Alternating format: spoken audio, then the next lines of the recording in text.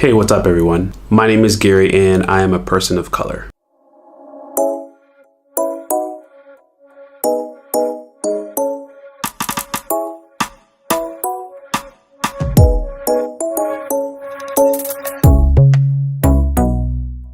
The other day I was watching the news. Well, I wasn't actually watching the news, but I was surfing through Twitter and Instagram and Facebook, and something popped up. I started to notice retweets, comments, replies, all for the wrong reasons. So I finally clicked play.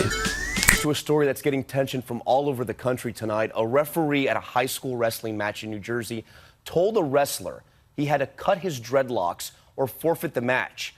So with the clock ticking, that wrestler, a teenager, chose to let the team trainer cut his hair. But that video is now sparking outrage and questions about that ref's decision. Here's ABC's Lindsay Davis. Disgust tonight over this video now circulating the internet of this moment of humiliation. New Jersey high school wrestler Andrew Johnson having his dreadlocks cut by a trainer before a match. He was forced to have his hair cut by a referee in order to compete or forfeit the match. It's standard for wrestlers with long hair to have the option to cover their heads, but the referee, Alan Maloney, would not allow it. His hair's always been like that, so for them to now bring it up is out of line. The Buena Superintendent of Schools releasing this statement today. The referee will no longer be permitted to officiate any contests that include any Buena Regional School District student athletes. Johnson's win propelling his team to victory. But with a split lip and reluctant raise of his hand, he walks off the mat looking as if he'd just been defeated. Demands are growing for Maloney to be fired or punished. Neither Maloney nor Johnson responded to our request for comment. Tom.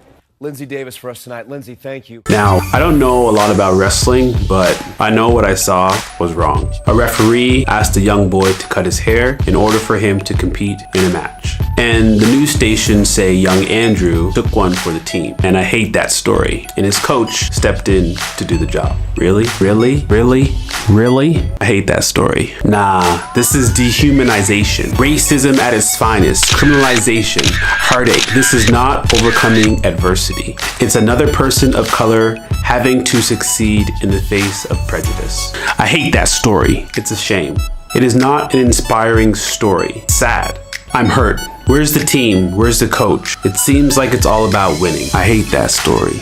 And what do I know? I don't know anything about wrestling. I know a little bit about coaching, but what would I have done? Would I have had the guts to stand up to the referee, tell my player who is looking in the face of his teammates that we can't do this, that we need to forfeit the match? I hate that story because your identity is way more important. You're telling me that there was no one in that building looking at this young boy, understanding that his identity was being snatched away from him?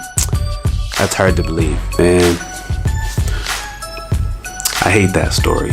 No one could see that he was ashamed, upset, angry, unsure, pressured. No victory is worth any identity being snatched away. But he won, right? That's all that matters. He overcame obstacles, he jumped through mountains, and he swam with alligators. And he did it. I hate that story. The combination of abuse, racism, justice, action all come to mind. The variety of people who could have helped him, from the coach, his teammate, fans, scorekeeper, the janitor, and the list goes on and on. He should have been protected. I hate that story. So what do we do as educators? We can't wait for moments like this to start the conversation. We can't have one lesson tomorrow about this idea and then stop.